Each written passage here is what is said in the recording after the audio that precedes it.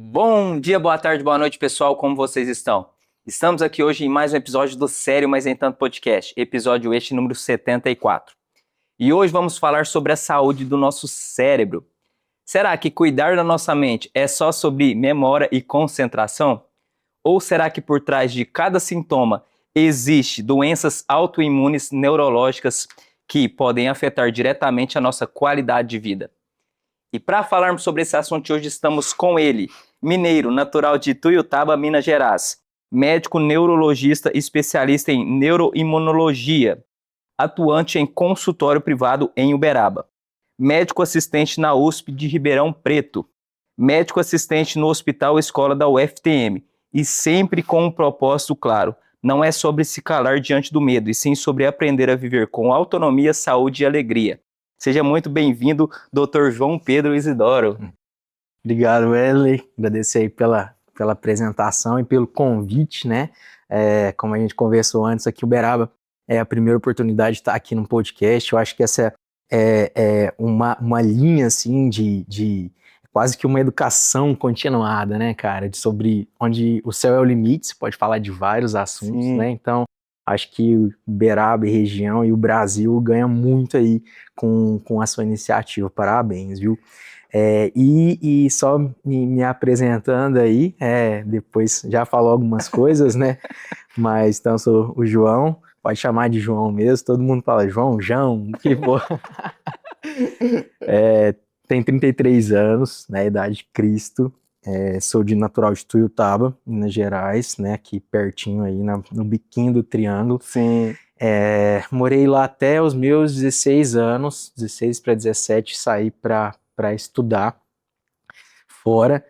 Vim de uma família do pessoal muito trabalhador, minha mãe professora, meu pai começou desde de moleque no comércio, hoje tem uma empresa própria lá, e eles sempre valorizaram muito essa questão da educação, né, assim, então sou muito grato a ter tido essa oportunidade, e saí de casa muito jovem, mudei para fazer cursinho pré-vestibular, terminar o ensino médio, fazer cursinho pré-vestibular, e entrei aí na medicina, né, então entrei na medicina em 2013, 2012 para 2013, fiz na Universidade Federal da Grande Dourados, no Mato Grosso do Sul, dá mais ou menos quase 1.000 quilômetros daqui, E aí depois eu passei na residência médica de neurologia, no Hospital de Base São José do Rio Preto, na FAMERP, já no interior de São Paulo.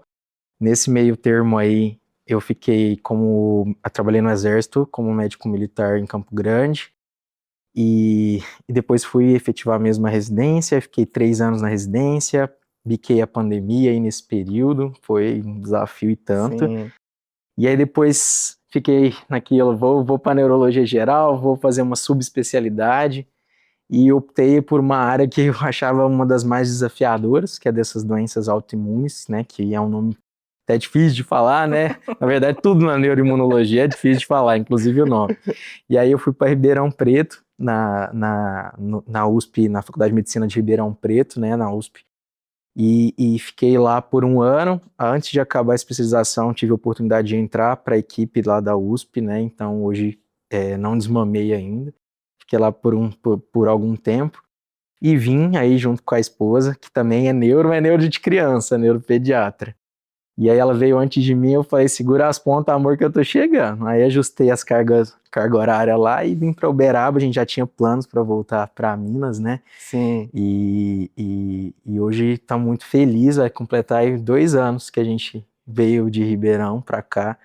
E senti a raiz mineira mesmo, né, cara? Da onde a gente veio. E trazer essa vivência de experiências fora, né, de uma realidade que às vezes é muito próxima a nós em questão de quilometragens, mas é uma realidade muito diferente ainda do que a gente encontra no estado de Minas Gerais em relação a várias coisas na medicina, no setor empresarial, né? Então, eu acho que esse fluxo de pessoas que estão chegando aqui, principalmente para o Triângulo, tendo iniciativas como a sua, tende a agregar muito para o desenvolvimento em múltiplas facetas de Uberaba e região, né? Caraca, João, que história bacana, velho. Que história bacana. Sim, você me passa uma pontinha só do iceberg da sua apresentação. Você tinha muita informação guardada aí, hein? Mas, doutor, antes da gente entrar no assunto cérebro de fato, o que te motivou aí para essa linha da medicina? Você me contou aqui um pouco antes, né, que você foi o primeiro médico formado da sua família, né? Isso aí. De onde que veio essa motivação de você cursar medicina e especificamente sobre o estudo sobre o nosso cérebro em si? Cara, assim, como eu te falei, assim, eu nunca fui aquela criança ou adolescente que tinha um sonho em ser médico, né? Que hoje você vê crianças que ganham estetoscópio e aí você vê a menina brincando com a bonequinha lá ouvindo o coração e tal. Eu não tive isso na minha vida, assim. Vivi uma infância raizona e nem depois estudando, nem pensava tanto nessa questão profissional. No ensino médio eu sempre gostei muito de cálculos, assim, e eu achei que eu ia fazer engenharia. Todos os meus amigos fizeram engenharia. Inclusive, na época que eu terminei o terceiro ano, passei em engenharia química no Rio, foi naquela época de explosão do pré-sal. Sim. Fiquei doido pra ir. E meu pai dessa área gostando falou assim: você vai, você tá bombando esse pré-sal. E eu passei na UFRJ lá, e que era a boca que você entrava, você caía dentro da Petrobras, né? Entendi. E eu cheguei a fazer a inscrição, e aí as mulheres são mais nesse ponto, mais cabeças firmes nas decisões, né? Que às vezes a gente não enxerga. E minha mãe, minha madrinha, minhas tias lá em Tuiutaba segurou e falou assim: mas você não tinha comentado em relação da saúde, que você gostava, nananá, nananá. E aí fui para tentar fazer o vestibular de medicina e passei, assim, mas eu me encontrei como médico na universidade. Assim, nos primeiros anos de universidade, assim, eu realmente, assim, falei, cara, eu acho que o resto é hobby, né? Eu acho que isso é o que eu quero mesmo para minha vida, né? Que é cuidar de pessoas, assim, acima de tudo, né, cara? Então, essa relação hoje da medicina e até o que a gente está vivendo hoje em dia, eu não sou de uma geração muito antiga, né? Mas tudo está acontecendo tudo acelerado, né? E hoje a gente está vendo um corrompimento, assim, da medicina mesmo, sabe? Por N fatores. Eu tenho até um vídeo nas redes sociais onde falo disso. Por N fatores, pela qualidade do ensino médico que a gente vive hoje no Brasil. Então, a faculdade de medicina virou um negócio, né, cara? Então, lucrativo. Sim. Né? Então, hoje você não garante tanto a qualidade muito do ensino médico, inclusive em questão, assim, até de estrutura mesmo de ensino, de grade curricular, assim, você não tem uma garantia tão efetiva, né? E nem tanta fiscalização por conta dos órgãos educacionais. Mas, enfim, então, gosto de cuidar de gente e cursei medicina. E na medicina, você termina, você fala, e agora, né? O que eu vou fazer, né? E a área que eu menos tinha muito conhecimento na faculdade era neurologia. Aí eu acho que foi pela teimosia mesmo, eu falei assim, vou fazer isso daí. E aí fiz neurologia também, como fazer medicina, né? Vamos ver o que vai dar, né? E aí fui para Rio Preto, o hospital de base hoje, se não for, é um dos maiores hospitais da América Latina, é um mundo aquele hospital. E eu cheguei com aquela visão de moleque ainda de interior, falando, meu Deus do céu, será que eu vou dar conta disso daqui, né? E assim, fui muito feliz também na escolha da especialidade. Neurologia é um desafio, então hoje o cérebro também, o conhecimento sobre o cérebro, hoje a gente sabe, sei lá, 1%, 2% do cérebro. É um mar, assim, que a cada semana, a cada mês vai saindo novos conhecimentos, né? Então, assim, me amarrei na especialidade. E aí, dentro dessa especialidade, no meu último ano de residência, eu tive a oportunidade de fazer um estágio lá nessa área de doenças autoimunes na USP. E também falei, cara, gostei muito disso daqui, né? E é uma área que as pessoas não gostam muito, dentro da neuro, né?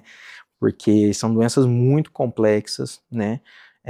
Pouco ainda divulgadas e conhecidas. O manejo ele é muito específico, então até para o neurologista geral ele estabelece, rastreia, sabe identificar o diagnóstico, mas para o manejo ainda é muito difícil, porque os tratamentos têm avançado muito, então e os diagnósticos também.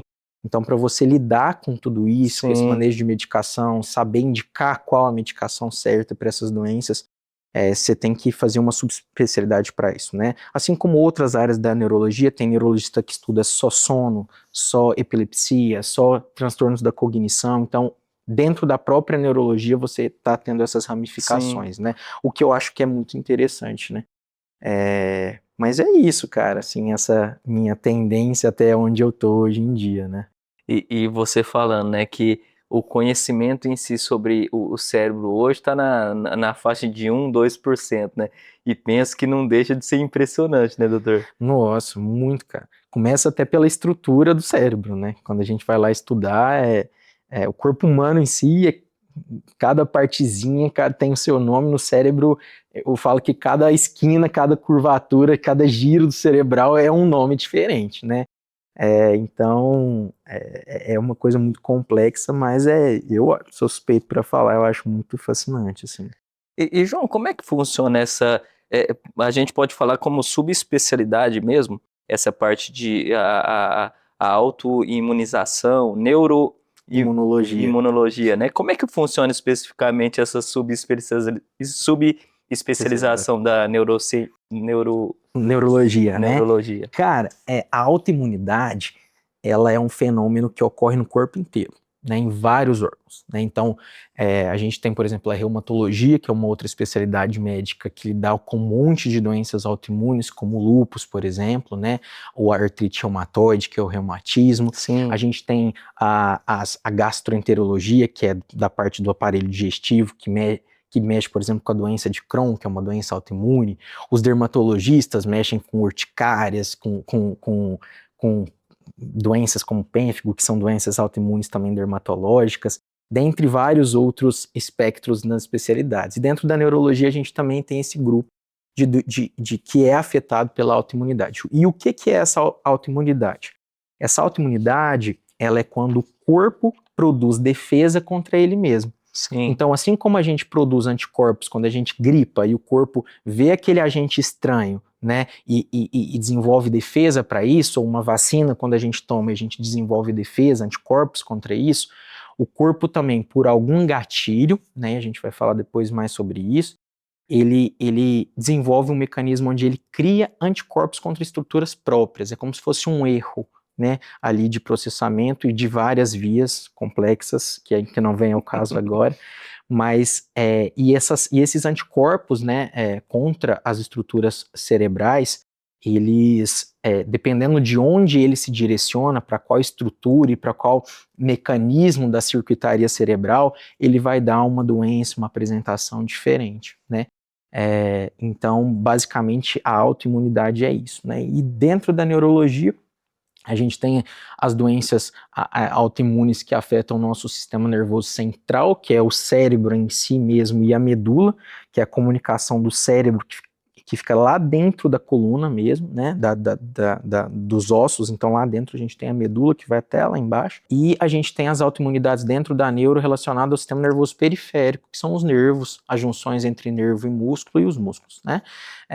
Então a gente tem esses dois grupos de doenças. Hoje eu trato, em geral, as doenças neuroimunológicas dentro da neurologia, mas com foco mais para essas que afetam a parte de dentro da cabeça e da medula, do sistema nervoso central.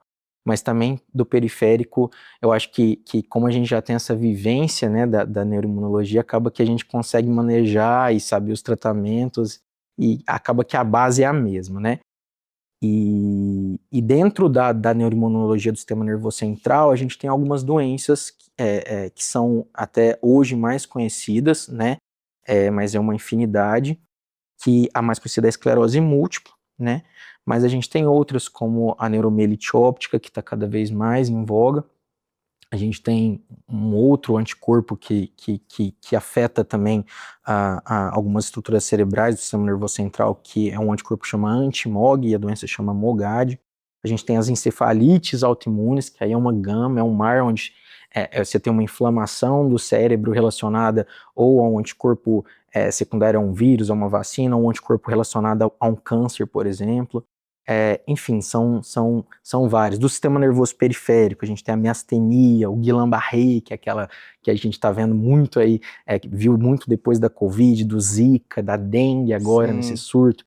Então, assim, é uma gama, assim, de doenças que estão sendo cada vez mais conhecidas, e isso é muito importante, sabe, Wesley, porque há pouco tempo atrás, hoje eu falo, eu transito hoje, graças a Deus, nesse cenário da neuroimunologia com colegas do Brasil todo e do mundo afora, e sou um dos mais jovens aí da galera, e eles falam assim, João, mas você é um neuroimunologista Nutella. Você não viveu o que a gente viveu há 10 anos atrás, quando não tinha esse tanto de remédio para cuidar. O negócio era um tipo, você tinha que rodar ali, fazer o rodízio entre eles.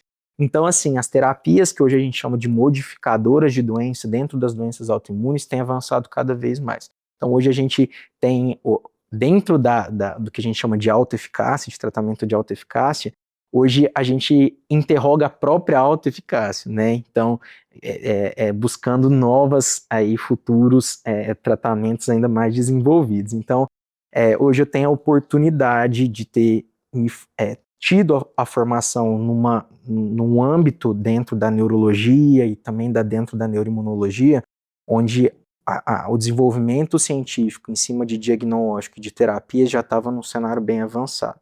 Então, dar o exemplo, por exemplo, da esclerose múltipla, a gente tem muito isso ainda, essa visão daquele paciente na cadeira de rodas, né? E quando a gente vem ainda nas regiões, tive essa experiência um pouco aqui em Uberaba, foi até impactante no começo, mas a gente vê até mais em interiores, que a gente tem ainda essas pessoas que se debilitam de uma forma mais rápida, né?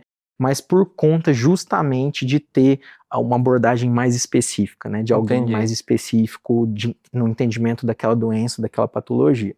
Então, hoje, por exemplo, no meu consultório, eu não tenho paciente cadeirante, muito difícil, assim, é a exceção. Então, hoje isso é a exceção, não é a regra. Hoje é o conceito, quando a gente fala vida plena, é proporcionar para esses pacientes uma vida como eu e você pode ter. Uma mulher, isso é um outro ponto importante, as doenças autoimunes são mais frequentes em mulheres, depois a gente até comenta sobre isso.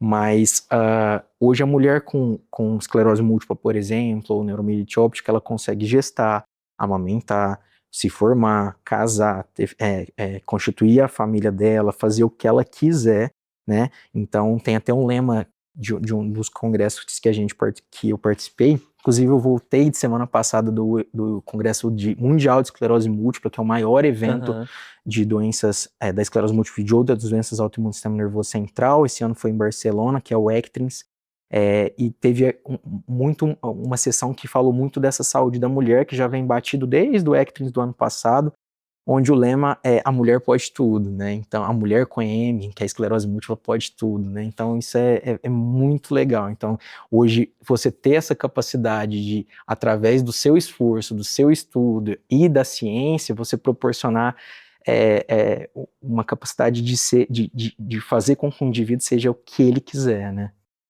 Essas doenças são doenças novas que surgem com o tempo ou são questão de descoberta das doenças? Porque eu acho que são coisas diferentes, né? Uma coisa é uma doença nova chegar, né, até essa parte do nosso cérebro, outra coisa é descobrir essa doença que já existia. Então, tem mais doenças novas surgindo ou tem mais descoberta de doenças que já existiam? Acho que as duas coisas, né? Mas eu vou te dar um exemplo muito da minha esposa, que é neuropediatra, de um tema que está muito em voga hoje, que é o autismo, o transtorno espectro autista.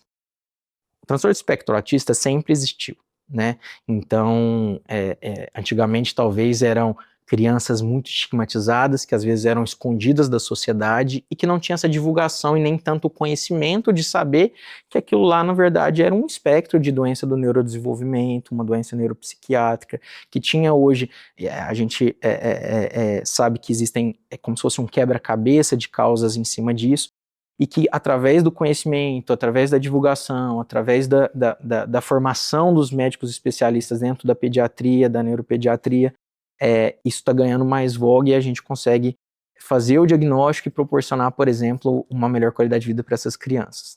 Então sempre é uma coisa que já existia antes, mas que hoje está mais em evidência. Talvez mais frequente, mais prevalente, também. E isso linka diretamente com a parte, né, onde eu lido no meu dia a dia.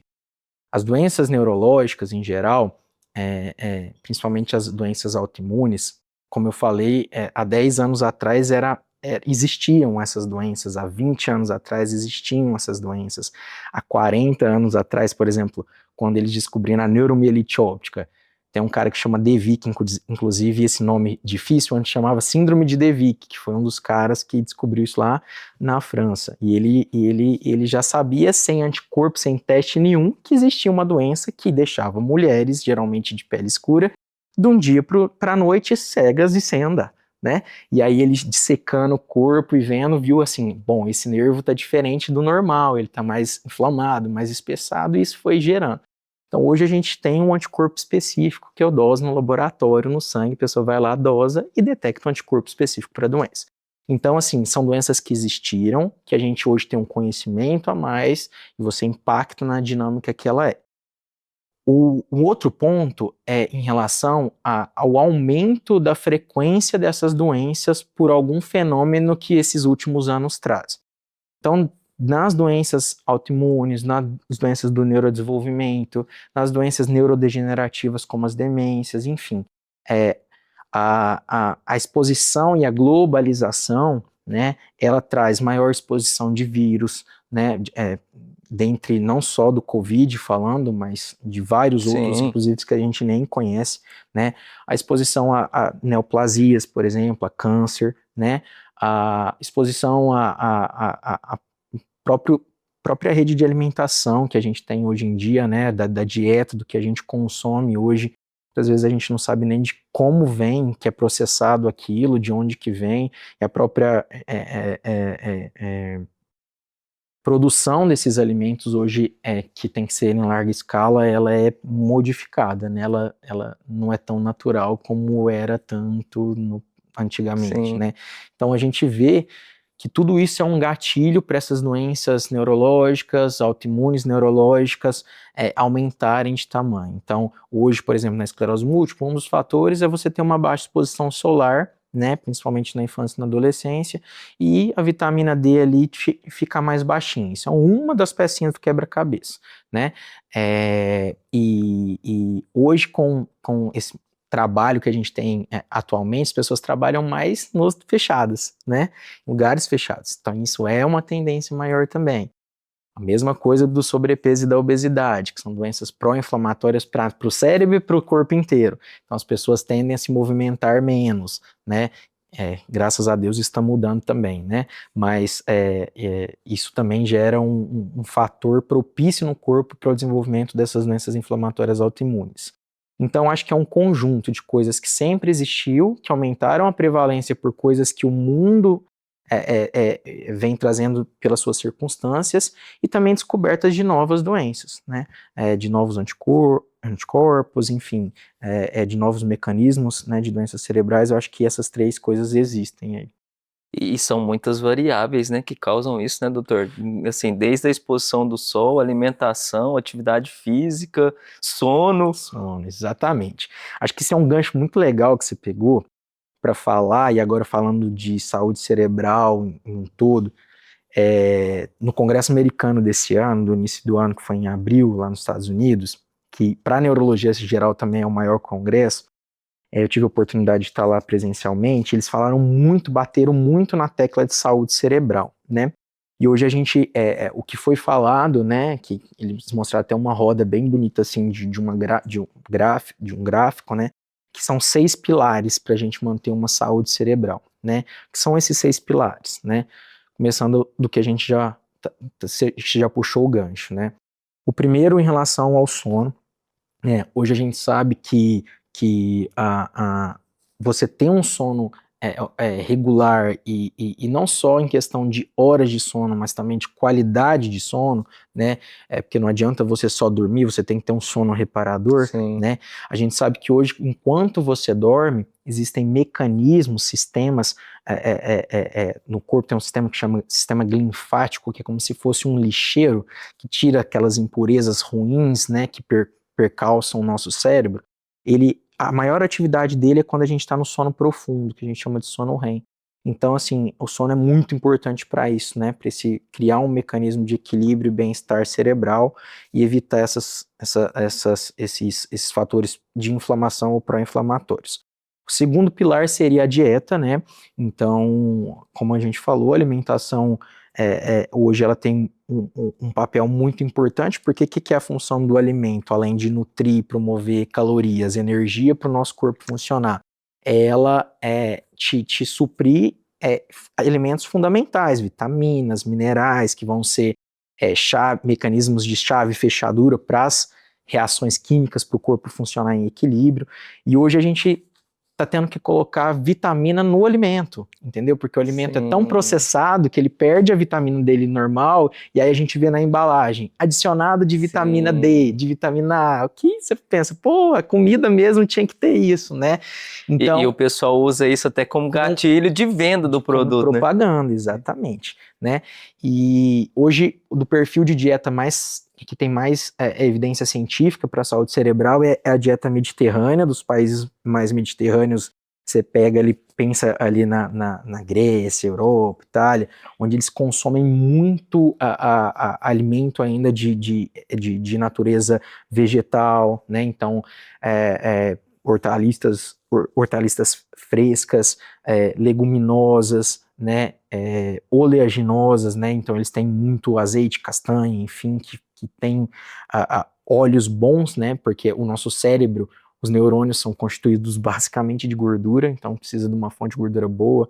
A ingesta de carnes brancas, como peixe, né? Então isso engloba essa dieta que seria mais saudável. O terceiro pilar seria atividade física, né? Então, hoje, o exercício físico, além dele ter benefícios em outros pilares dentro da própria estrutura da saúde cerebral, ele também vai combater a obesidade e o sobrepeso, que são agentes pró-inflamatórios para saúde do coração, para a saúde do rim, para a saúde do cérebro, né? Além dele evitar transtornos de humor, como depressão, ansiedade, facilitar você estar num ambiente mais social, enfim. Né? Então, esse é o benefício hoje da atividade física, e eu sempre falo para meus pacientes, né? Hoje, dentro da atividade física, você tem a modalidade cardiorrespiratória, que é o famoso cardio, né? As atividades aeróbicas, as atividades de treino resistido, né? Que é onde você estica a fibra muscular, e isso tem um impacto em várias coisas dentro da saúde cerebral, dentre elas a musculação e o pilates, por exemplo, é uma delas, e o alongamento, né? Que envolve tanto as técnicas de alongamento, o próprio pilates, a yoga, enfim, né?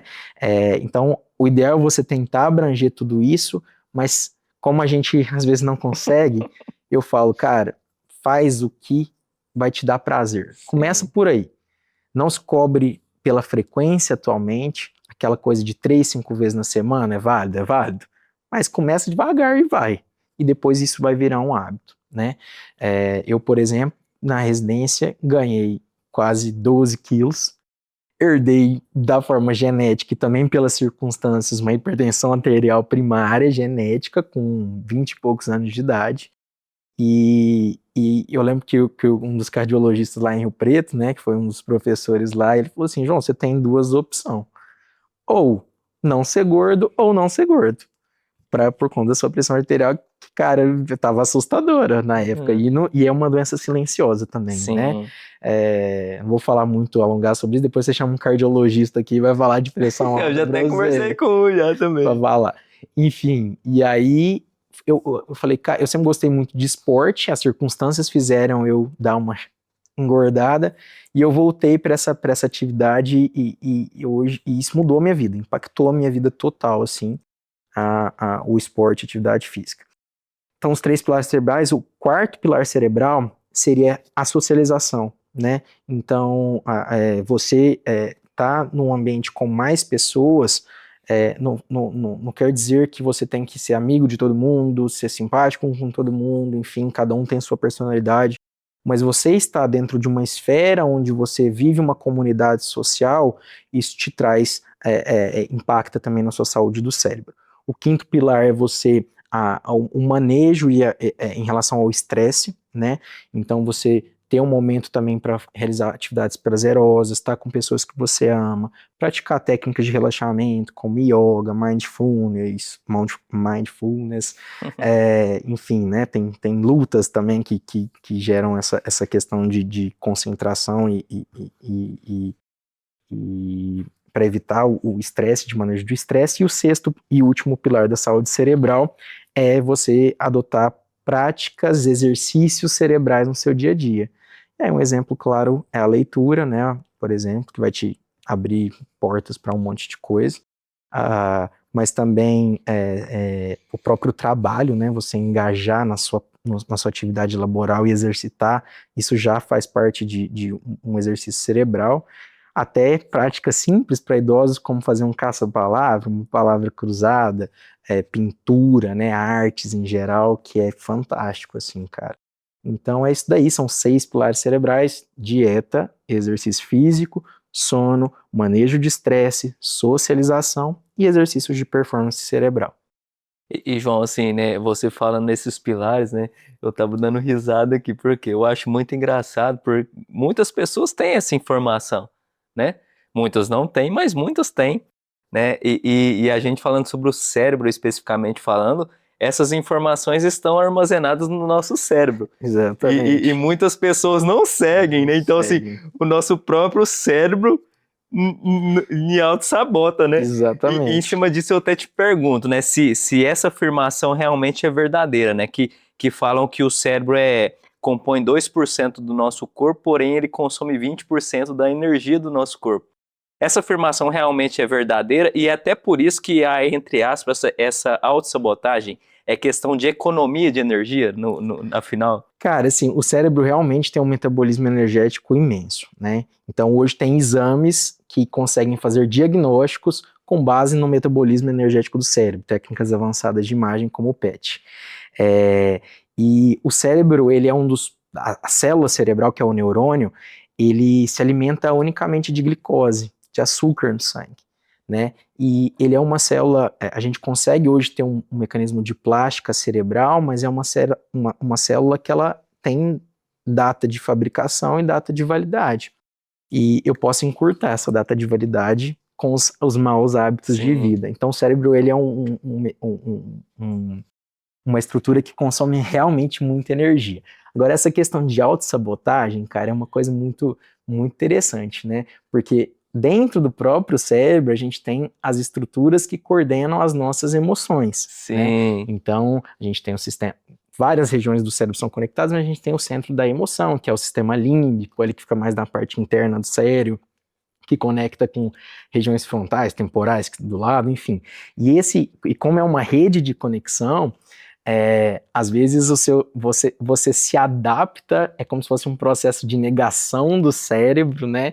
De falar assim, eu vou deixar para depois, ou tipo assim, e hoje não, né? Aquela coisa, mas você fala, mas eu acho que é importante. Então, o cérebro é uma coisa tão fascinante por isso, porque... E tipo assim, só de pensar em fazer e não fazer... Penso que você já está consumindo energia, né? Exato. Uma energia que você poderia estar gastando fazendo. Fazendo, exatamente. É uma modulação, cara. É igual você aumentar o volume, abaixar e aumentar o volume. A gente percebe muito isso quando você vê alguma coisa legal, assim, né, em televisão, tá vendo a Olimpíada, fala que massa, aquilo já modulou você na importância, você pega o seu tênis e vai correr, né? Sim. Então é uma coisa muito interessante. Isso tem toda a relação com o hábito, né, que a gente falou, né, de você estabelecer rotinas e hábitos, né? Então seu cérebro, ele aprende que, por exemplo, o exercício físico, ele te dá prazer. Então a gente tem um ciclo no nosso cérebro que chama ciclo do vício e recompensa. O mesmo ciclo que faz a pessoa ficar adicta numa droga, por exemplo, no crack, ele faz no álcool, no cigarro, ele faz também você ficar adicto, entre aspas, para coisas boas também, né? Como o exercício físico, a socialização, né? E você vai aprender que o cérebro aprende e falou assim, aquele momento gera neurotransmissores, pozinhos mágicos no cérebro que vão fazer eu me sentir bem. Então isso é muito legal. É muito doido, na verdade. João, vamos voltar. A gente é meio doido, viu? Vamos voltar para a parte das doenças. No seu consultório hoje, o que chega mais, se tratando especificamente de doenças, E você falou um pouco no início também sobre a questão do público feminino, né? Que eu não sei se é em geral ou se são doenças em específicas que atacam mais mulheres do que homens. Você vai saber falar melhor pra gente aqui. E por que que isso acontece? Por que que, eu não sei se é questão de vulnerabilidade ou não do público feminino, mas por que que isso acontece? A quantidade, assim, uma média de doenças que chega até você hoje, por que que determinadas atacam mais o Mais ou público menos. feminino? Então, assim, em questão, se for fazer uma roda de incidência e prevalência do que é mais comum no consultório, até porque dentro das doenças autoimunes, né, do cérebro, que a gente falou um pouquinho antes, elas são ainda espectro de doenças raras, né? Então, não tem como eu fazer, por exemplo, em Uberaba, que ainda é um município onde a população, o N de pessoas ainda não é como, por exemplo, São Paulo, de Sim, eu ter um consultório especificamente só em doenças autoimunes, porque sim, por se tratar de doenças raras, hoje cada vez mais prevalentes, mas ainda não comporta. E eu faço muito neurologia geral e eu gosto muito de fazer isso, né? Não é porque eu fiz a subespecialidade, eu sou médico primeiro, depois eu sim. sou neurologista e depois eu sou neuroimunologista, né? Então, hoje, talvez a prevalência do que eu mais atendo no consultório é dor de cabeça, insônia. Muitos pacientes ainda têm aquela confusão e até um certo receio, assim, de procurar, por exemplo, psiquiatra, de achar que o psiquiatra é um médico só de doido, que não tem nada a ver isso.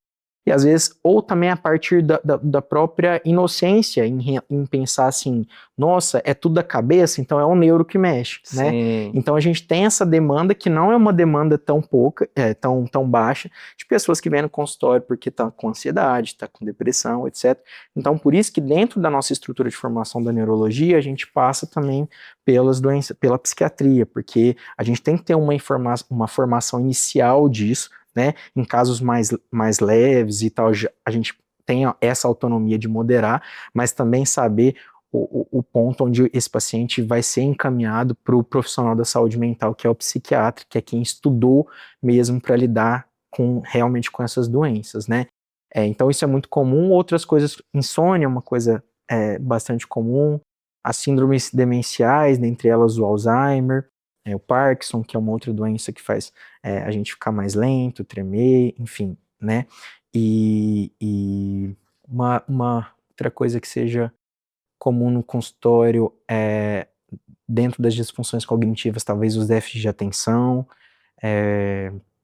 e as doenças autoimunes, né? Eu acabo que vejo uma parcela maior por ser subespecialista, né? Então, hoje aqui em Uberaba, eu já estou chegando mais ou menos numa margem de 40% do meu volume de ser doenças autoimunes, e graças a Deus as pessoas também da região vêm até mim, né? Hoje, não fazendo um jabá, né? Mas fora de Belo Horizonte, né, que é a capital aqui, falando de Minas, né? Fora da esfera ali da região metropolitana, eu sou o único profissional da neuroimunologia em Minas Gerais, né? Tipo assim, você atende o nicho do nicho, É, entendeu? Então, assim, pelo que você está falando, né, são poucos profissionais que atendem essa demanda de fato, né? sim, sim. E isso, a subespecialidade faz a gente abrir a cabeça para muitas coisas, né? Então, como a neuroimuno são doenças muito agressivas, né? Se você não diagnosticar e tratar de forma correta, você aprende a ter uma postura de tratamento mais agressivo no ponto não de fazer um tratamento que vai causar um mal no paciente, não nesse aspecto, mas no sentido dele realmente modificar a doença, né? Eu não perder tempo. Tem doenças que a gente não perde tempo. Então, por isso que para outras doenças não neuroimunológicas, por exemplo, como as demências, etc., a gente pega o que tem de evidência científica, de segurança, lógico, tudo sempre baseado na ciência, e tenta proporcionar aquilo que o paciente precisa, para o nível de doença que ele precisa. Então, tem gente que fala, doutor, mas eu vou entrar com 2 remédios aqui um paciente que chega com Alzheimer, por exemplo, mesmo que leve ou leve a moderado, doutor, eu vou entrar com 2 remédios, a gente vai entrar com 2 remédios agora, porque essa é a chance de fazer a doença progredir menos. E isso Sim, vale, né, eu estou falando das demências para fugir um pouco da minha alçada, né, mas isso vale muito para as doenças autoimunes, cara, assim, quanto mais cedo, isso é até uma coisa muito batida já dentro dos neuroimunologistas, eu até comentei, eu estava indo no ECRIMS, na Europa a gente anda de busão, de metrô, de trem. Eu estava indo de ônibus para o congresso, do hotel para o congresso, e até falei, falando dos destaques, né, dos highlights do congresso. Eu falei, olha, a gente hoje está na discussão dentro das terapias de alta eficácia, do que tem de melhor para tratar. Então, se você está em dúvida, se você usa uma terapia lá do passado e uma de agora, você já está ultrapassado. Com né? certeza. Então, a neuroimuno me trouxe essa mentalidade um pouco mais aberta no tratamento das doenças e de você ter a segurança de fazer os tratamentos fora disso, seja para uma enxaqueca, seja para uma demência, seja para o Parkinson. Então, eu sempre falo, eu sempre tenho essa mentalidade. O médico ele tem que prescrever, e a partir do momento que ele prescreve, indica um tratamento, ele tem que saber lidar, saber o que o remédio faz no corpo, o benefício dele, mas também saber lidar com efeitos colaterais, saber lidar com intercorrências. Então tem muita gente que fala, eu não prescrevo tal remédio porque eu tenho medo desse efeito colateral. Então, quando eu tenho uma formação científica, tenho o pé no chão, no resguardo de o que pode dar e o que fazer no que pode dar, eu me sinto totalmente confortável de saber lidar com as adversidades também e a segurança de lidar com essas adversidades. Então essa é a diferença do subespecialista, né? Então a gente fica mais seguro em proporcionar essas terapias e o que há de melhor para o paciente. E a questão de atacar mais o público feminino do que o masculino. Enrola demais, né, cara? Junta que é mineiro. Mas assim que é bom, muita informação. Cara, as doenças autoimunes, não só neurológicas, a gente falou, deu outros exemplos, como o lúpus, né? Elas afetam mais o público feminino, né, por alguns fatores, né? Primeiro, uma relação hormonal até, né? O estrogênio, que é um hormônio mais frequente na mulher, ele é um hormônio que é essencial, né? É essencial, inclusive, para nós, homens, em ter um nível ali circulante no corpo, mas ele tem uma atividade um pouco mais pró-inflamatória, principalmente quando ele tem índices mais desregulados, né? E isso é um fator. Um segundo fator é a própria parte genética, né? A gente sabe que as mulheres são XX e os homens são XY, então algumas doenças autoimunes têm uma correlação maior com o cromossomo X, né? O cromossomo X, né? As doenças ligadas ao sexo, né? E como a mulher tem mais X do que homem, isso fica mais prevalente. A gente tem algumas proteínas pró-inflamatórias que provocam esse ambiente favorável à autoimunidade, que são mais frequentes na mulher, e até fatores do ambiente, né? Então, e culturais, né? Então, a mulher talvez, até pela atividade laboral, vamos se dizer assim, talvez ela tenha uma baixa exposição ao sol em determinados contextos. Talvez a mulher ela tenha esse cenário, né? Isso não é machismo, isso é histórico. Graças a Deus as chaves estão virando, mas tem aquela coisa, né? E que a mulher ela tem que cuidar do trabalho, da família, dos filhos, e às vezes ela não tem o tempo de cuidar para si. Então, às vezes ela não faz uma atividade física, tem maior tendência a sobrepeso e obesidade, isso gera um ambiente mais pró-inflamatório. Então, essas são nuances, às vezes, que faz ser. Mas só que, como eu te falei, com esses avanços diagnósticos e com esse aumento da incidência, seja por impactos de micro-organismos, vírus, etc., a gente está vendo cada vez mais as doenças autoimunes em populações do sexo masculino. Inclusive, tem alguns subtipos de doença, por exemplo, dentro da própria esclerose múltipla. A gente tem uma variante que chama primariamente progressiva. Ela é mais frequente em homem do que mulher, né? Então, assim, tem essas variações. A gente afeta a população pediátrica, de crianças. Então, doenças, por exemplo, a doença da neuromielite óptica, que é uma que eu te falei lá do DEVIC, lá dos olhos e da medula, ela tem um perfil onde ela afeta pessoas de pele mais escura, mas só que a gente tem alta prevalência, por exemplo, no Japão, que são pessoas de etnia de pele de cor mais amarela e com uma etnia totalmente diferente da etnia afrodescendente. E a gente tem pessoas brancas loiras também, que na neuromielite óptica, que na verdade é o protótipo, né, do paciente com esclerose múltipla, né, que é aquela mulher jovem, entre 20 e 40 anos, de pele mais clara, às vezes de cabelo de cor mais clara, mas isso hoje não é a regra, como eu te falei, né? O Brasil, por exemplo, é uma população totalmente miscigenada. e nem por isso deixa de ser um país onde essas doenças também existem, né? João, essas doenças autoimunes, elas não têm cura, né? É aprender a conviver com a doença de fato? Cara, a maior parte, assim, salvo algumas exceções mesmo, assim, que tem já um tratamento curativo, mas a maior delas ainda a gente não consegue ter uma cura ainda definida, né? Então a gente consegue ter tratamentos, como eu falei, modificadores do curso da doença, seja em deixar essa doença mais lenta ou estacionar realmente o mecanismo que causa essa doença. Então, hoje com esses tratamentos eu consigo modificar com que essa doença causa os prejuízos, as incapacidades, etc. Então, o aprender a conviver, eu tinha falado no início desses tratamentos hoje proporcionar uma vida plena, né, para essas pessoas, né? Mas nem por isso eu falo assim, quando a gente fala plena, vida normal, eu sempre falo para os pacientes, a diferença entre eu e você é que eu ainda ou não tenho, ou não sei que tenho o diagnóstico, por exemplo, de esclerose múltipla como você tem. Isso nos vai tornar diferentes, de certa forma. Você vai ter alguns sintomas, como fadiga, como uma maior predisposição para transtornos emocionais, que talvez seja maior do que eu. Mas em relação a você conseguir fazer as suas vontades, os seus desejos, os seus almejos e ambições profissionais, pessoais, enfim, ele é totalmente possível, né, atualmente.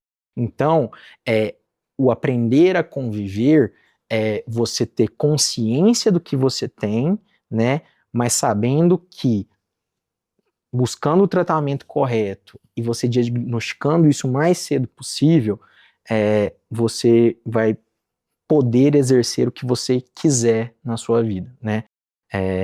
A gente não sendo hipócrita em falar que tem perfis mais agressivos, que talvez em 10 anos vão precisar de um apoio unilateral, etc., porque tem doenças em fase que progridem mais dentro da própria, por exemplo, esclerose múltipla, a gente tem doenças que progridem mais rápido, doenças, né, doenças que progridem de forma mais devagar.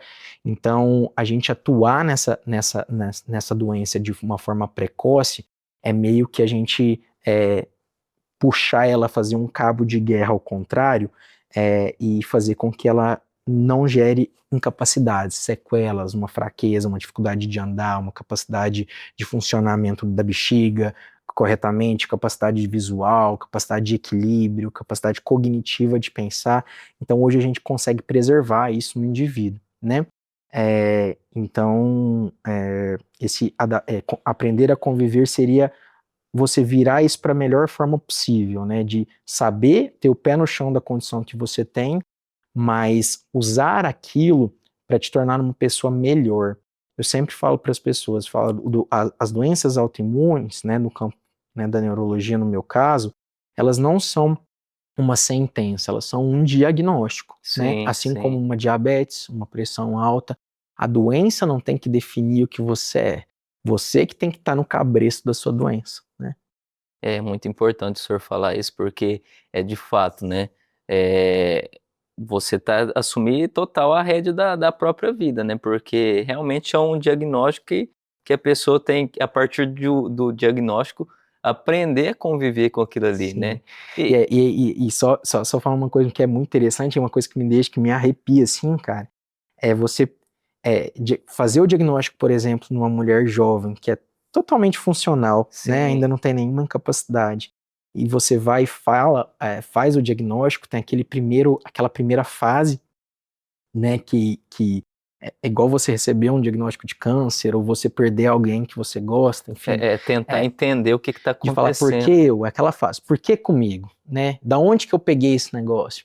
Às vezes a gente tenta ser o mais claro possível, mas naquele momento seu cérebro, por isso que eu chamo o paciente com o diagnóstico daqui umas semanas depois, onde está mais assentado, e aí a gente vai conversar, e você vê que você explica, e aí, porque são uma fase de adaptação inicial, que nós como médicos temos que acolher isso, e respeitar isso, né? Não enxergar isso como uma coisa, não está aceitando a doença, enfim. Então, tem muitos pacientes que, por exemplo, têm uma resistência inicial no tratamento. ou querem buscar tratamentos alternativos que não têm a menor evidência científica. Sim. Vou te dar um exemplo, por exemplo, a gente falou da vitamina D. A vitamina D em baixos níveis, ela é uma peça para algumas doenças autoimunes como a esclerose múltipla, mas a suplementação em altas doses de vitamina D, igual a gente vê um monte de protocolos aí, eu falo clandestino para não, né, charlatão, que causa um monte de prejuízo, cara, para o indivíduo,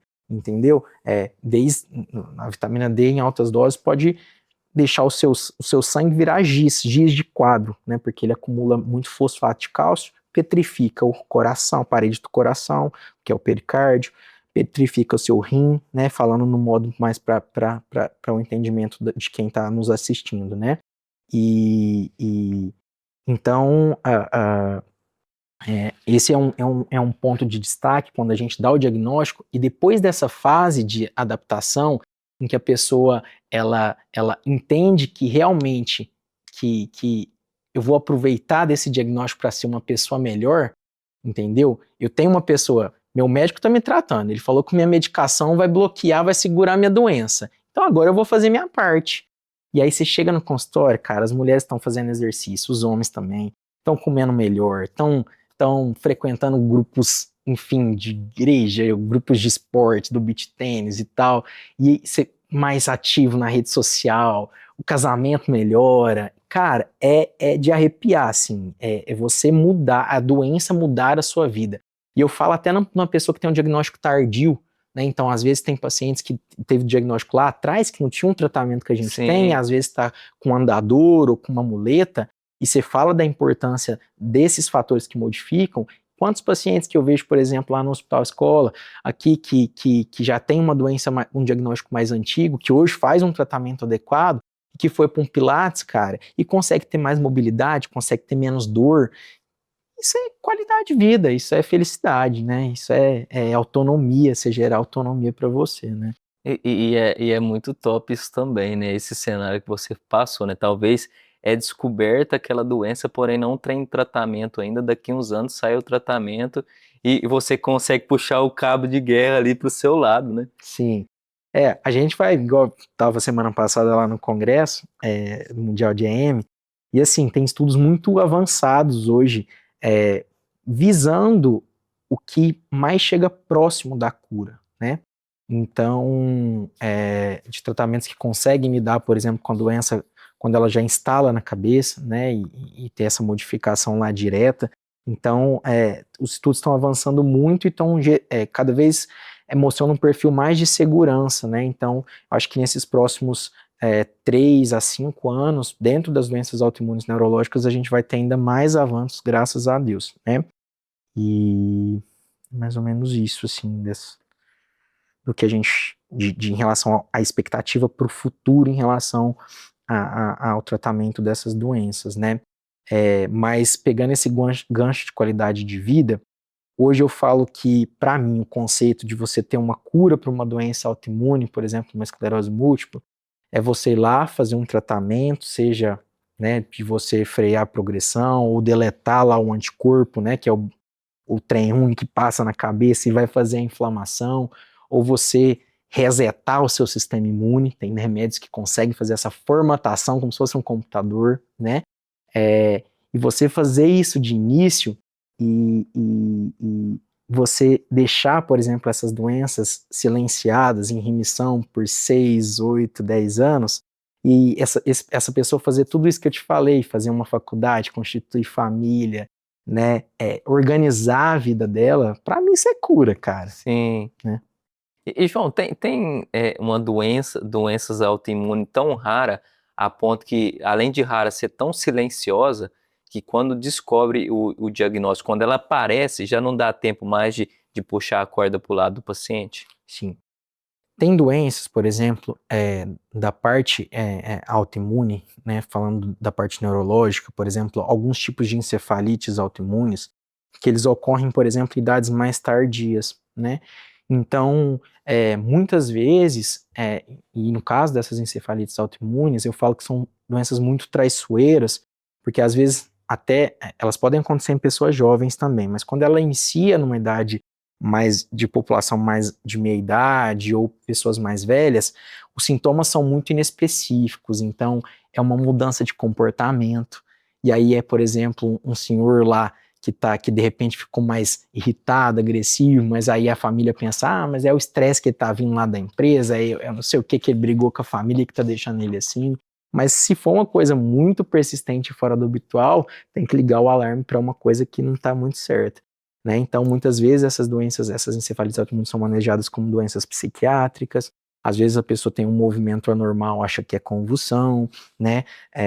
Então, às vezes elas ficam ali ou silenciadas por um tempo, ou quando elas afloram de uma maneira inespecífica, que vira um desafio para o seu diagnóstico, né? Mas geralmente a grande maioria delas, elas quando vêm a mostrar o seu fenômeno de autoimunidade, ela já vem de cara, né? Ela já vem apresentando, mostrando a cara dela, mesmo que seja com sintomas inespecíficos, né? E aí que vale a bater na tecla mesmo de você procurar alguém que entende dessa esfera para poder cercar esses sintomas e direcionar, falar, realmente isso é uma doença autoimune, isso não é uma doença autoimune, porque muitas vezes a gente se engana, né? Quantas vezes eu falo que essa é a melhor consulta, o paciente vem, faz uma ressonância, não sei porquê, e aí vem umas manchinhas brancas meio suspeitas, às vezes até no laudo vem lesões sugestivas de esclerose múltipla, alguém falou que é esclerose múltipla, e aí o paciente vem no meu consultório, sabe que eu mexo com isso, vem lá, e aí a gente olha, às vezes pela imagem e fala, meu amigo, uma boa notícia, você não tem a doença.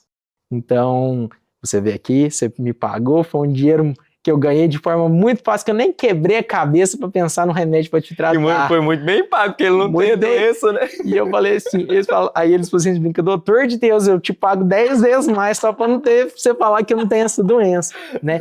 Você falar, ter a segurança de não falar que a pessoa tem doença, também é uma coisa muito cautelosa e importante, Sim. né? Porque, por isso que novamente, assim, é muito importante você procurar alguém ali que está estudando em específico essas doenças, né? Mas acontece isso também, de você falar o diagnóstico negativo, ou às vezes a pessoa chega lá assim, com sintoma que imita, aí você fala assim, mas não tá batendo muita coisa, né? Como é que tá a sua vida, esse trem, como é que tá outras doenças, aí você vai, faz exame, vê que a tireoide que tá desregulada, aí você manda pro endocrinologista, vê que tá faltando cálcio no corpo, por exemplo. Então tem muitas outras coisas que você acha que é às vezes uma doença imunomediada, e na verdade autoimune, e na verdade não é, né? João, agora eu gostaria que você chamasse a atenção de fato das pessoas para essa parte dos maus hábitos voltados para o álcool, para as drogas, de que forma isso impacta a saúde do nosso cérebro. Então, dá um ponto de atenção para essas pessoas aí para a gente. Cara, assim, como eu falei, o cérebro ele tem um circuito de vício e recompensa, né? Então, se aquilo não, de certa forma, nem que seja transitoriamente, não fosse bom para o corpo, as pessoas não viciavam. Então, antes de você ser adicto em uma coisa que faz mal para o seu corpo, o mais importante é você ter a noção de que aquilo faz mal para o seu Sim. corpo. E é isso que a gente está fazendo, comentando aqui agora, né? Então, tem substâncias aí listas, né? Algum tipo de drogas que realmente a gente não suporta nem uso moderado, né? Outras substâncias psicoativas, como o próprio álcool, por exemplo, né?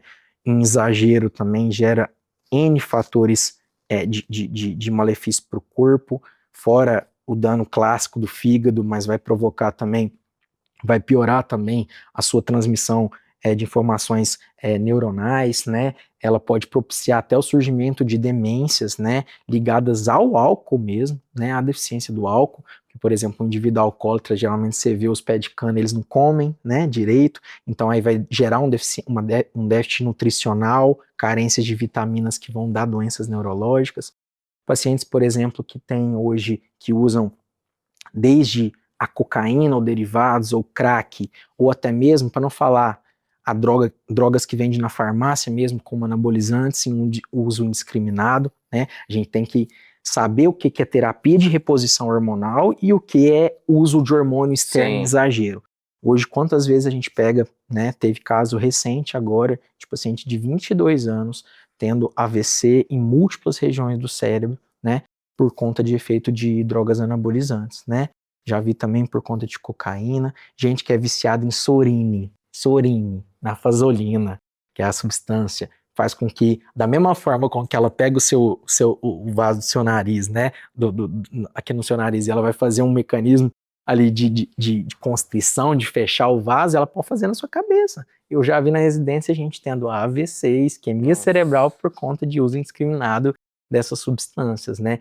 Então, assim, gente, até água em excesso faz mal, né?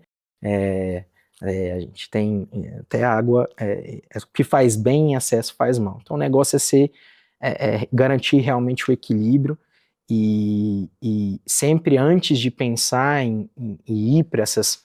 Porque hoje a gente tem a consciência das coisas que são erradas, né? O mundo que a gente vê, tudo na nossa mão no celular, as notícias, enfim, a gente sabe o que é certo e o que é errado. Então, eu falo que isso é uma opção, né? Lógico que tem fatores da criação Sim. familiar, da sua educação, do indivíduo que teve. Eu não estou falando nem de pessoas que vão para uma faculdade, etc., mas às vezes tem uma base sólida, né? Ali de uma base familiar sólida, ou de alguém que ali recomenda, mas no frigir mesmo, na conclusão, na sua mentalidade, é a sua cabeça, né? A sua personalidade, a opção final é sua, né? Então, não vale a pena, cara. Você quer fazer alguma coisa em moderação, beber uma cerveja com seus amigos no final de semana, tomar um Aperol, alguma coisa, vai, você toma e tá tranquilo, sem exagero nenhum. Agora tem uma coisa que eu, como neurologista, virar aqui nessa câmera, cigarro, quem entra no meu consultório, eu não aceito. Se quer fumar, não me fala que tá fumando, ou no dia que você for lá me visitar, você não fuma, você não cheirar cigarro. Você já Porque, tira a correia da cara, eu gaveta. fico bravo. É uma coisa que eu fico bravo, porque eu não vejo benefício nenhum do cigarro, sabe? Eu falo porque na faculdade a gente vai nas descobertas, eu tive a oportunidade de pôr cigarro na minha boca. Cara, sinceramente, quem fuma vai ficar bravo comigo, mas, cara, não tem motivo, não vejo o fundamento daquilo. Antes era chique, né? Sim, Lá, né? Tinha propagandas, era status. era até o status, né? E, cara, cigarro pra mim não tem coisa, benefício nenhum. É só malefício pro corpo inteiro, pra saúde mental, pra saúde cerebral.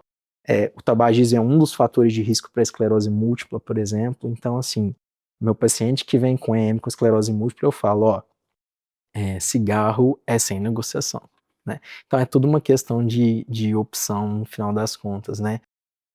E eu penso que essas coisas em específico, João, são boas como sensação. São boas, talvez assim, são boas como sensação, mas inversamente proporcional a isso, são ruins para o nosso organismo. Então, assim, é muito importante a gente não dar brecha para esse tipo de coisa, né? Porque quando você dá brecha e entra, né, seja por álcool, seja por droga, seja pelo próprio cigarro, o nosso organismo vicia naquilo ali, né? E não consegue viver sem mais, né? Isso. E assim, mesmo a gente tendo a boa sensação, não sei, de relaxamento e tal, aquilo vai deteriorando o nosso organismo e principalmente o nosso cérebro, né?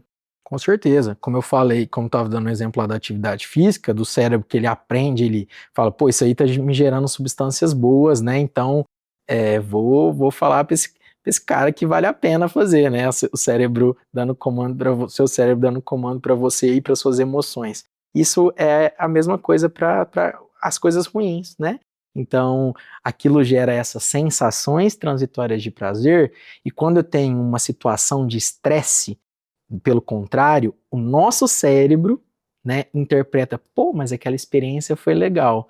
E aí ele pede, né? E aí aquilo vai virando um ciclo, né? O círculo vicioso, o vício, né? Até chegar num ponto que aquilo, esse ciclo de vício recompensa, ele fica tão desordenado e descontrolado que eu não tenho mais o controle, né, naquilo, né? E aí é o momento onde gera os impactos que a gente vê por aí em relação a álcool, drogas e outras substâncias.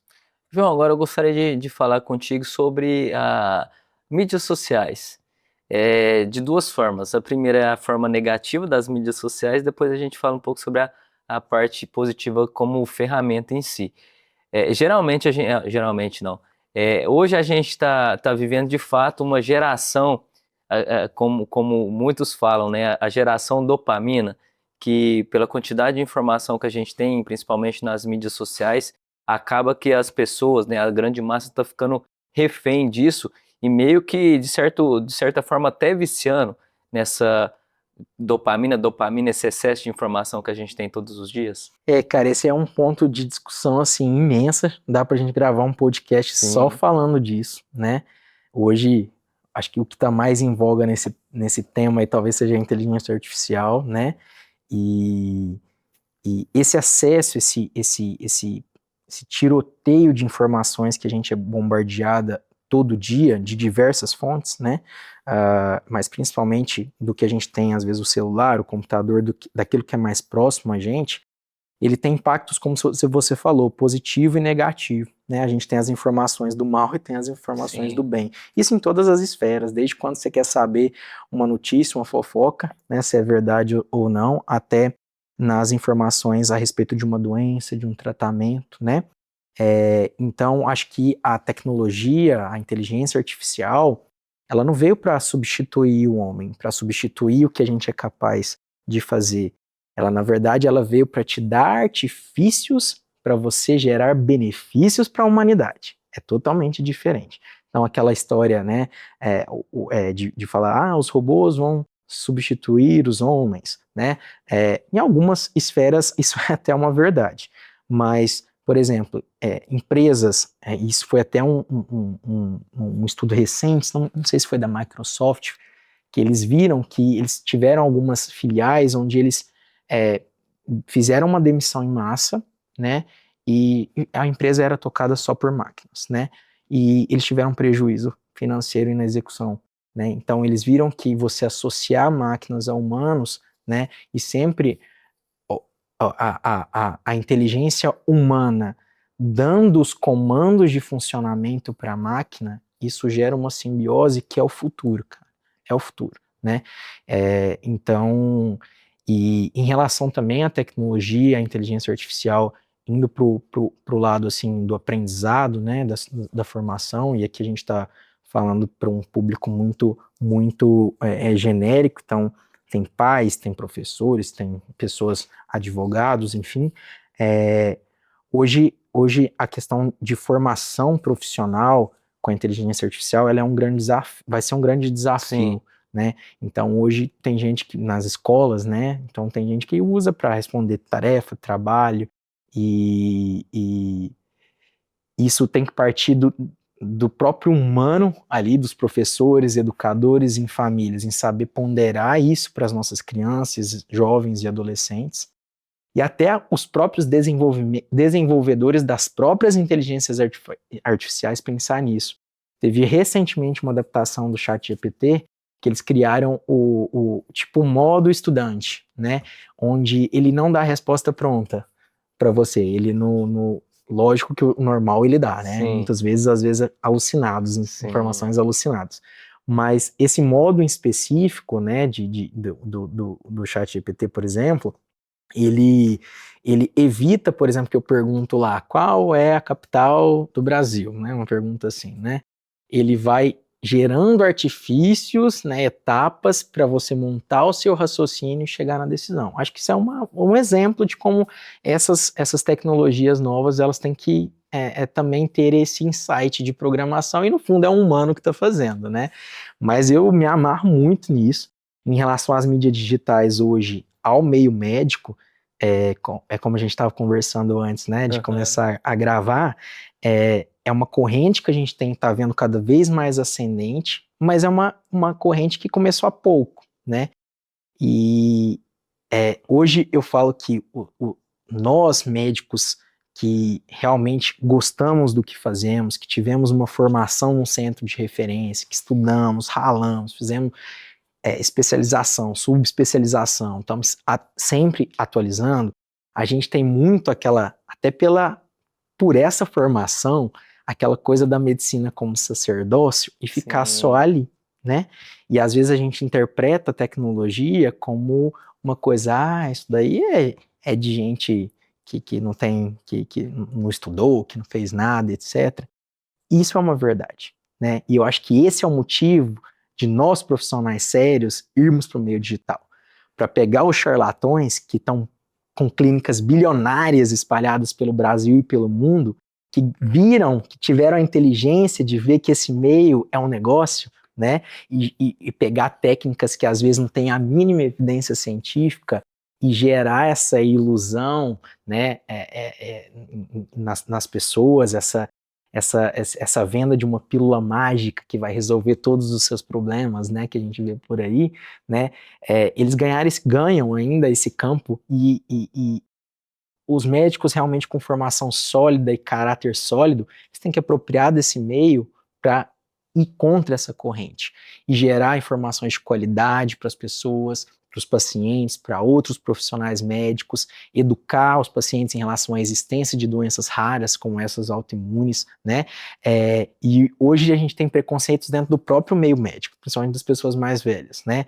De falar, mas isso aí vai fazer dancinha na internet. Cara, não tem negócio de dancinha, né? E aí é por dois papéis, um para esse papel mesmo de exercer a medicina de uma forma correta e você não mercantilizar a medicina, né? E saber que mesmo hoje a internet, as redes sociais, enfim, os anúncios, o tráfego, eles geram um certo lucro, um certo poder de vendas para o seu consultório, para a sua clínica, etc. Isso é um artifício também de negócio, né? A gente tem hoje o médico ele tem que ser um empresário também, Sim. né? Mas eu acho que o mercantilizar a medicina é você usar a medicina através das mídias sociais para gerar uma coisa que não é benéfica para o seu paciente, para a população. Aí você está realmente monetarizando uma coisa que não faz sentido nenhum, né? E eu acho que essa geração nova de médicos sérios, assim, que tá puxando a galera também mais antiga para esse meio, cara, eu me amarro quando eu vejo pessoas mais velhas indo pra câmera. E ninguém nasce sabendo, cara. Eu brinco nas redes sociais, quando eu tô conversando, que eu começava a gravar nos meus primeiros vídeos, você pode ver lá no meu começo do meu Instagram e agora. Antes, cara, eu ficava assim, ó, meio zarolho, assim. Meus amigos na hora falaram, João, você tá com miastenia, o olho tá caindo, o que tá acontecendo, né? É timidez. Mas aí você fala assim, cara, põe a timidez, liga o celular e vai, Sim. sabe? E para de pensar em julgamento, cara. Tipo, você sabe o que você tem que falar. E a opinião de falar mal ou não, as pessoas vão falar de qualquer forma, entendeu? Saiba que você quer transmitir uma mensagem legal, que tem apoio científico legal, tentar falar aquilo numa linguagem mais próxima para o paciente entender e mete bala, né? Eu acho que esse é o nosso grande papel, assim, da medicina no meio digital. E é muito sobre foco também, né, João? Por exemplo, para esses bons profissionais, né, que têm receio ainda de aparecer nas mídias sociais, né, focar mais nesse profissional, né, que tenta vender a pílula mágica do que focar no paciente, né? É muito importante focar no paciente para fazer conteúdos educacionais para de fato fazer a diferença na vida de pessoas que ainda têm dúvida, né? Independente da especialidade na área médica. Então é muito importante você incentivar os médicos a aparecerem mais nas mídias sociais. É muito conteúdo riquíssimo, cara.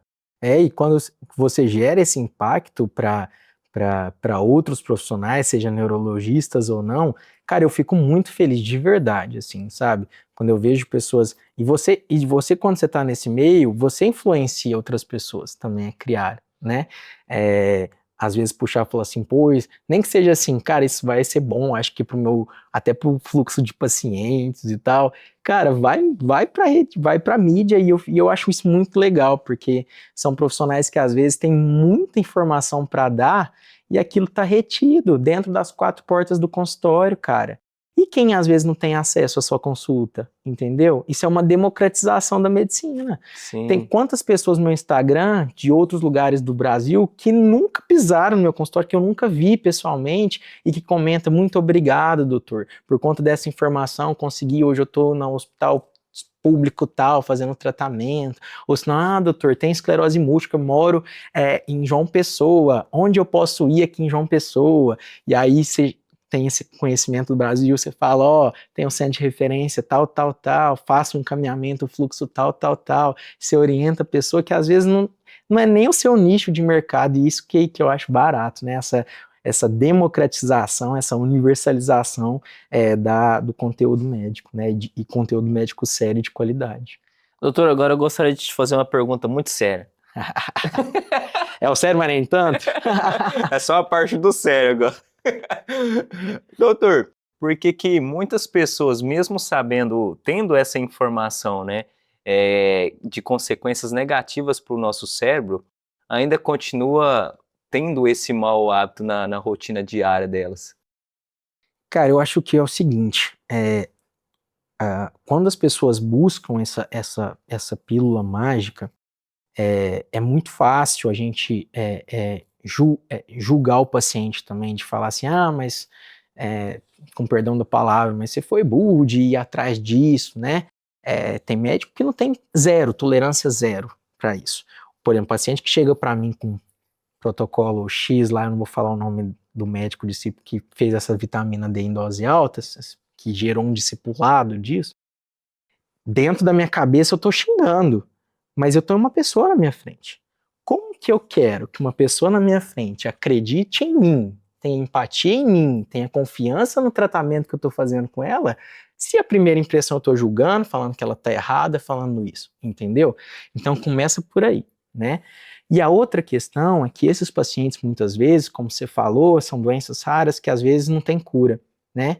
E naquele momento de fragilidade, quando ela vê um charlatão lá na internet falando essa é a cura para esclerose múltipla, ela tá em fragilidade, cara. Ela vai atrás. Essa é a cura para o meu câncer. Ela vai atrás, porque a pessoa tá frágil, isso independente de classe social. Ela vai atrás. Então, é nessa fragilidade que os caras que fazem coisa errada dentro da medicina aproveitam, né? Sim. E por isso que a gente tem que ir, botar a cara, a gente que tem essa informação verídica, científica, etc., por isso que a gente tem que botar a cara, e as pessoas elas vão atrás disso por conta disso que eu comentei, dessa fragilidade.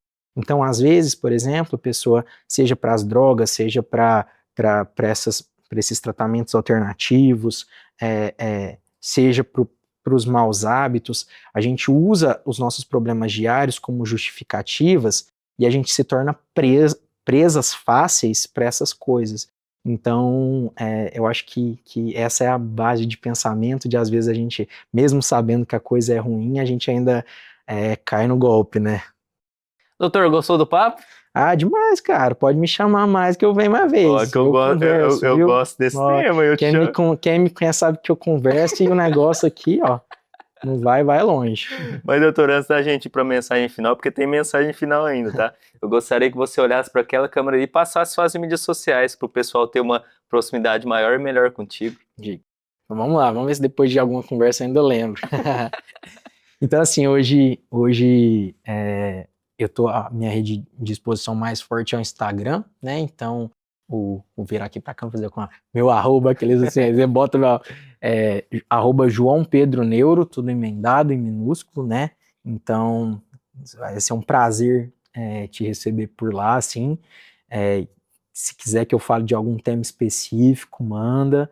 Hoje, desde quando eu entrei nas redes sociais, eu sempre tive alguém que me acompanha no processo, mas eu sempre fiz questão de sempre estar ativo nesse processo, de sempre saber o conteúdo que eu estou postando. Então, muitas vezes a pauta é eu que faço, né? Então, dos assuntos. Então, me segue lá. Tem um Facebook relacionado. Hoje descobri esses dias que tinha até conta no TikTok, né? Do meu Instagram. Mas depois eu boto aqui e aí público a me assistir nessa. Eu só não tô no YouTube igual você, né? Mas quem sabe, vamos lá. Mas vai ser um prazer receber vocês por lá. Em Uberaba, tô no âmbito privado. Lá também nas redes sociais vocês encontram a forma de me achar, de puxar minha capivara. E é isso daí, tô à disposição. Boa. Doutor, agora eu gostaria que você direcionasse uma mensagem final, principalmente para aquelas pessoas que, mesmo com essa quantidade de informação que a gente tem, ainda não vê valor nesse cuidado da saúde com o nosso cérebro. Cara, o nosso corpo é a nossa casa, em primeiro lugar, né? Então, a gente tem que cuidar da nossa casa para a gente cuidar da casa dos outros, né? Em primeiro lugar. E se você ainda não tem um diagnóstico de uma doença, por exemplo, autoimune ou não autoimune cerebral, vamos falar do cérebro, adote esses hábitos que a gente conversou aqui, que vão prevenir e prevenir muito você desenvolver essas doenças. Hábitos que às vezes você não vai pagar, né? Que é uma caminhada no ar livre, uma atividade em ar livre em grupo, um projeto de dança, um esporte de final de semana, enfim, né? Alimentação, às vezes é muito mais caro você comprar um produto industrializado ou um falso saudável do que, sei lá, num sacolão, no verdurão e comprar uma coisa que realmente vai te impactar. E se você tiver o diagnóstico, né, porventura de alguma doença neurológica autoimune, lembrar do que a gente falou, não é a sua doença que vai te definir. As doenças autoimunes e neurológicas não são sentenças, são diagnósticos. Doutor, Valeu. muito obrigado pelo episódio de hoje, episódio valiosíssimo, vai fazer diferença na vida de muitas pessoas. E assim, como eu gosto muito do tema, com certeza convites futuros virão para novos episódios, para a gente pegar ali coisas bem específicas, o nicho do nicho na parte do nosso cérebro ali, para a gente conversar e discorrer sobre, que eu acho que tem muito assunto para a gente abordar aqui, né? Bora, só chamar, à tua disposição. E obrigado de novo pelo convite. Boa. E para você que chegou até aqui, já sabe, clica logo abaixo aí no botão curtir para você curtir esse nosso episódio de hoje. Se inscreva no canal do Sério Mais Nem Tanto Podcast. É muito importante você se inscrever aqui no canal do Sério Mais Nem Tanto Podcast. Compartilhe esse episódio para mais pessoas que precisam saber um pouco mais sobre a saúde, sobre o nosso cérebro, que é um órgão valiosíssimo do nosso corpo. Ative também as notificações para você ficar por dentro de todo novo episódio que a gente sobe aqui no Sério Mais Nem Tanto Podcast. E comenta aqui.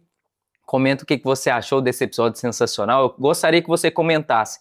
Eu vou mudar os meus hábitos, eu vou cuidar do meu corpo, eu vou cuidar da minha casa. Então comenta isso aqui embaixo se você chegou até esse momento do nosso episódio. Te vejo até o nosso episódio. Fique com Deus e tchau, tchau.